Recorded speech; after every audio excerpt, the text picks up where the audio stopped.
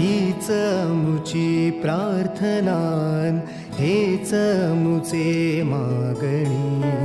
हीच मुची प्रार्थनान, हेच मुचे मागणी.